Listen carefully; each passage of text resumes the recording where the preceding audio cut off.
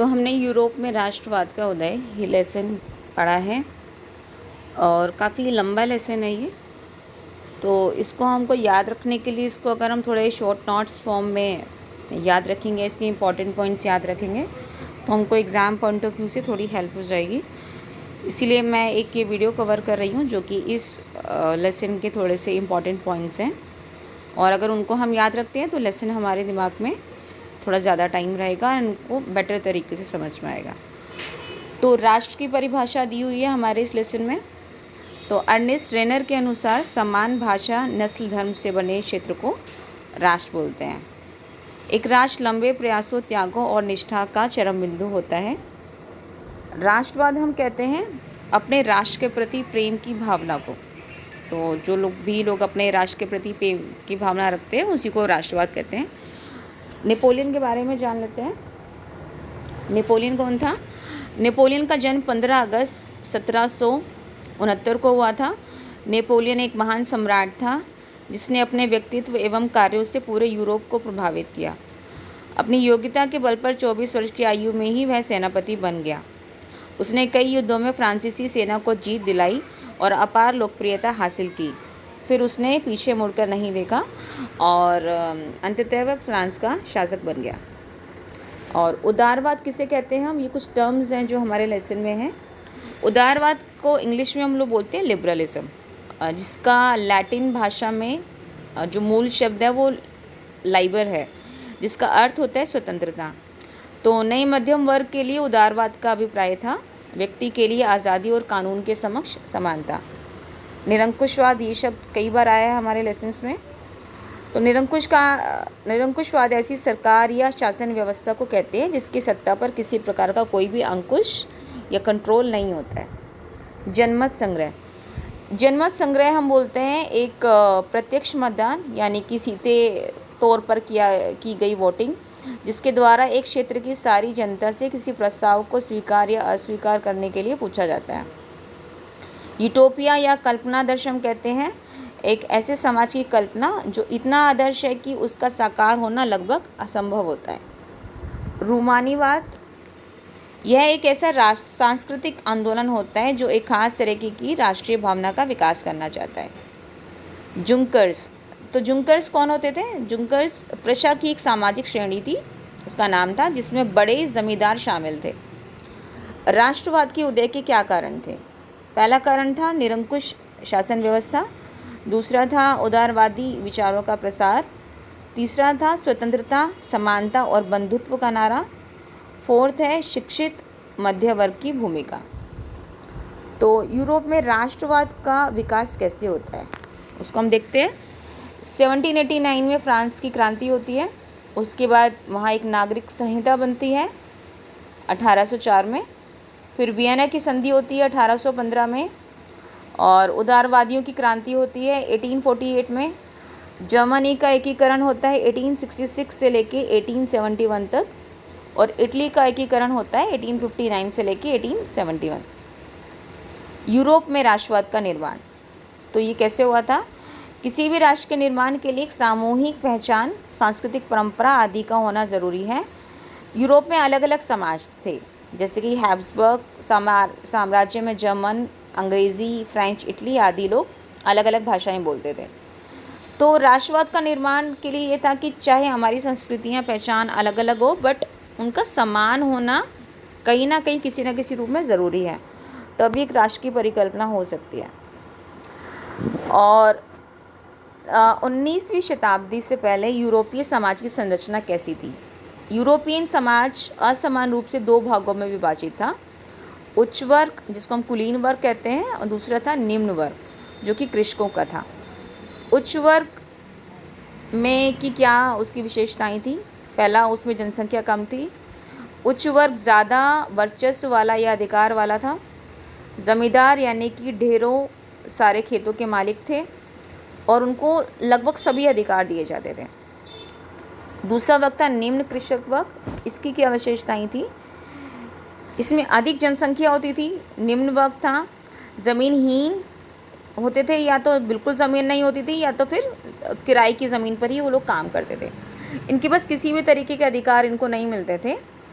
यानी यूरोपियन समाज असमान रूप से विभाजित था।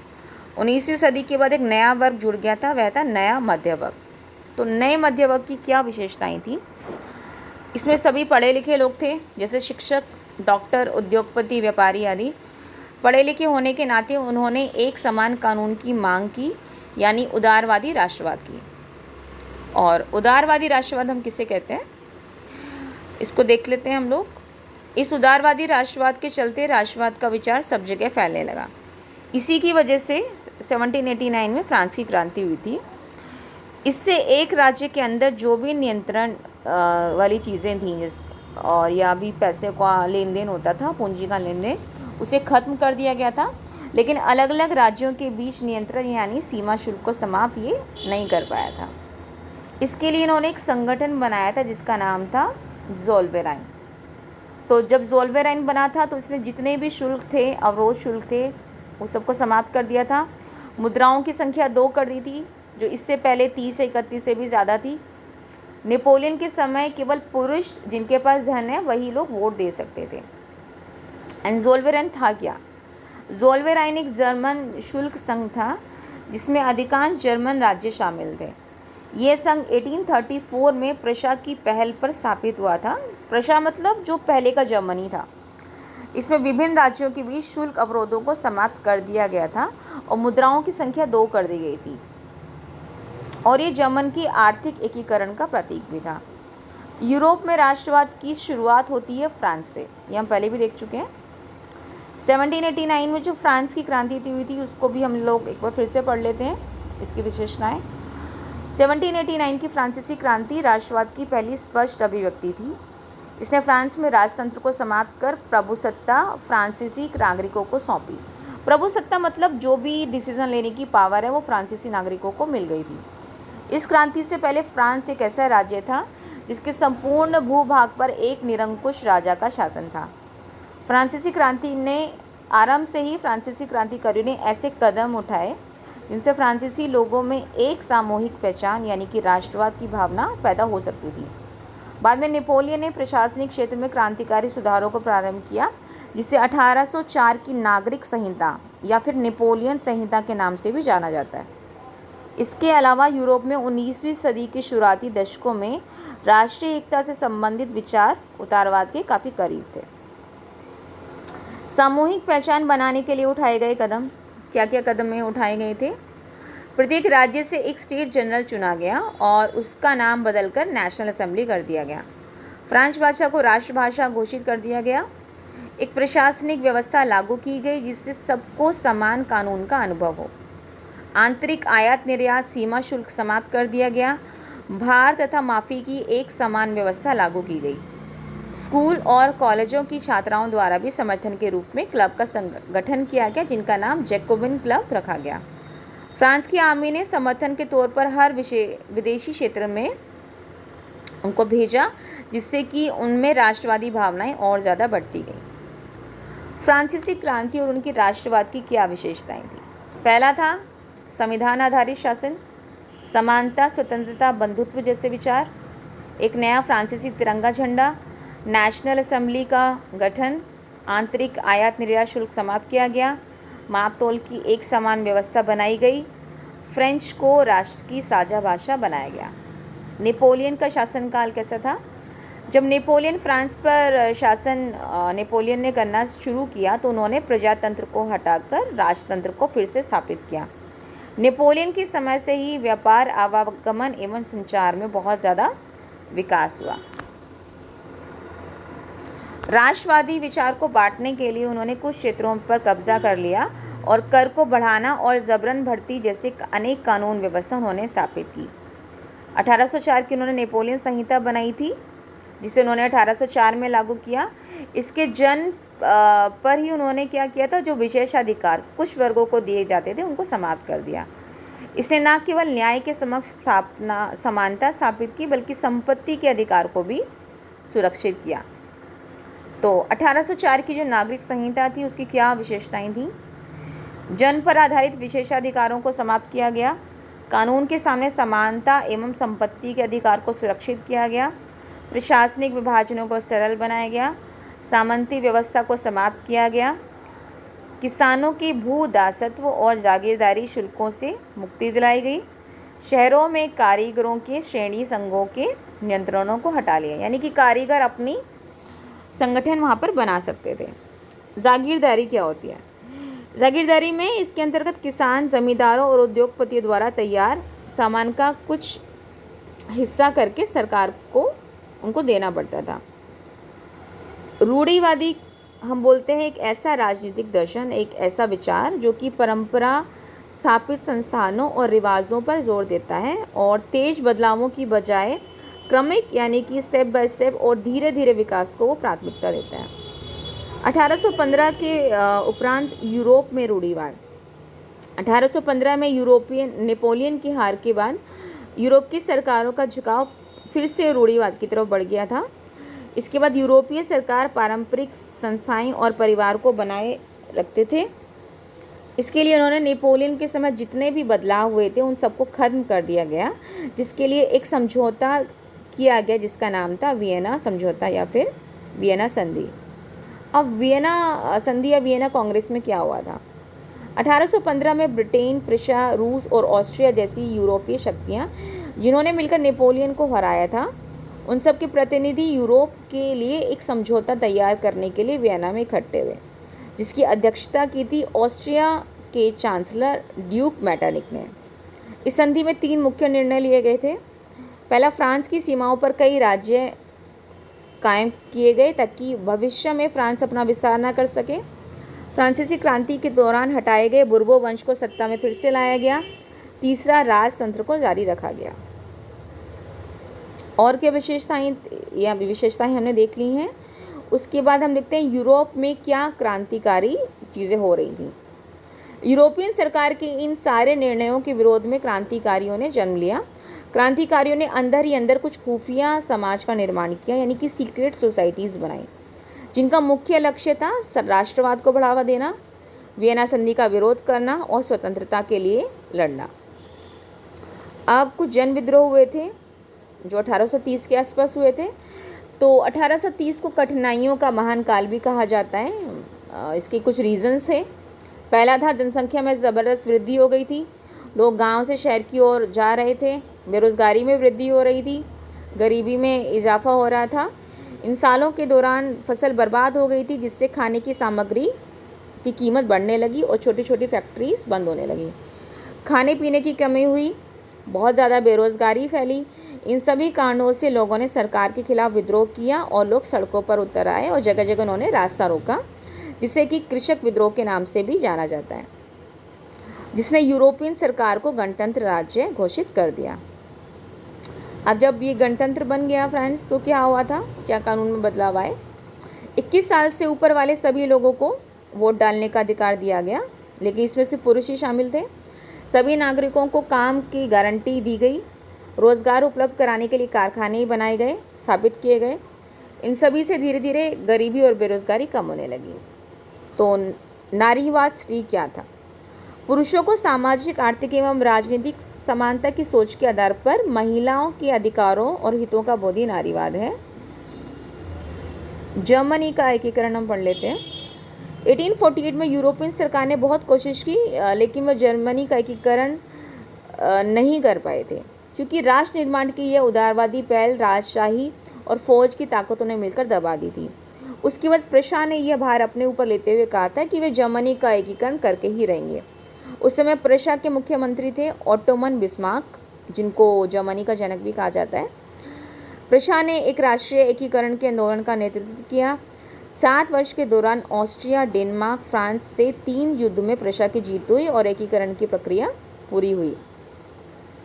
1871 में केसर विलियम प्रथम को नए साम्राज्य का राजा घोषित किया गया। जर्मनी के एकीकरण ने यूरोप में प्रशा को महाशक्ति के रूप में स्थापित किया। नए जर्मन राज्य में मुद्रा, बैंकिंग एवं न्यायिक व्यवस्थाओं की आधुनिकीकरण पर जोर दिया गया। इटली का एकीकरण भी हम देख लेते हैं। इटली 7 राज्यों में बटा हुआ था। 1830 के दशक में ज्यूसेppe मैज़िनी ने इटली के एकीकरण के लिए कार्यक्रम प्रस्तुत किया।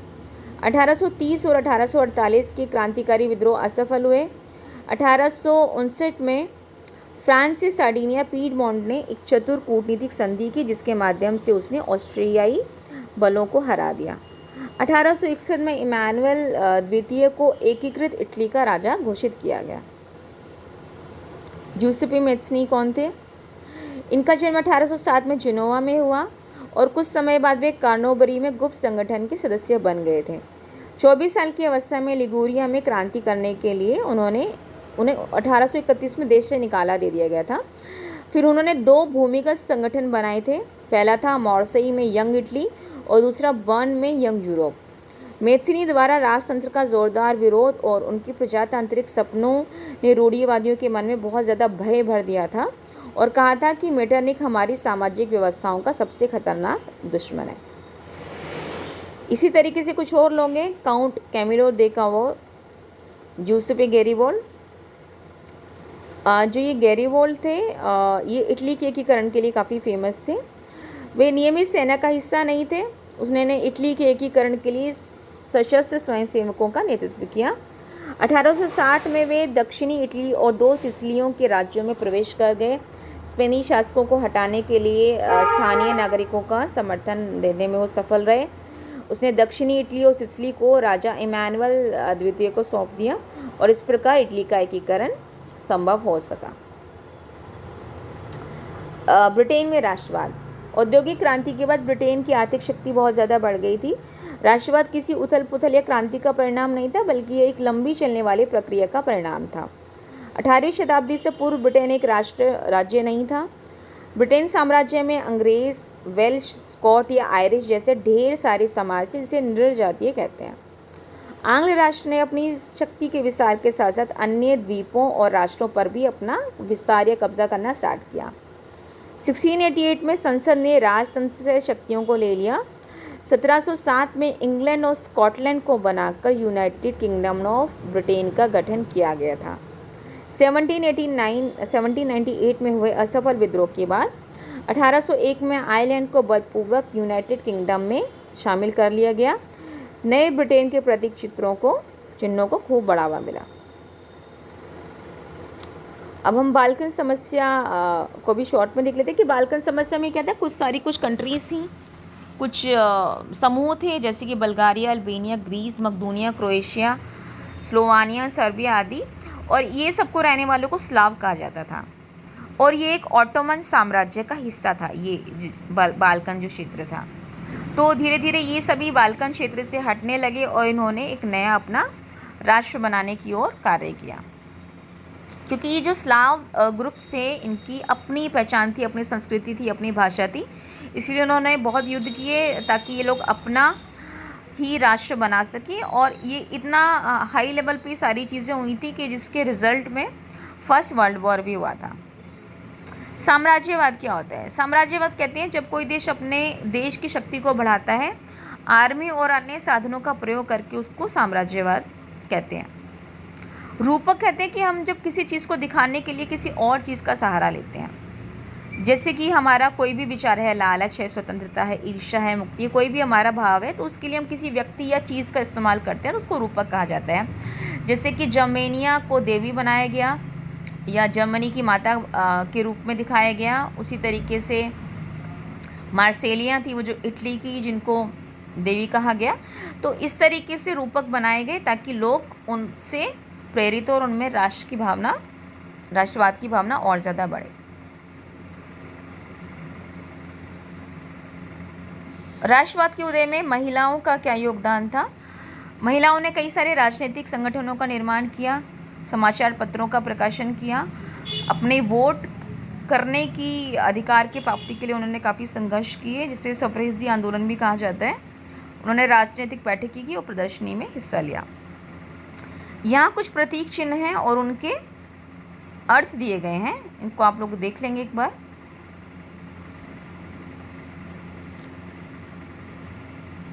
तो इस वीडियो में हम इतना ही देखते हैं और ये पूरे जो हमारा लेसन है चैप्टर 1, ये इसी का समरी है, शॉर्ट फॉर्म में है। अगर आप रिवाइज करने के लिए इस वीडियो का सहारा भी लेते हैं तो काफ़ी ज़्यादा हेल्प होगी, तो आप इसको थॉरली एक बार देख लें।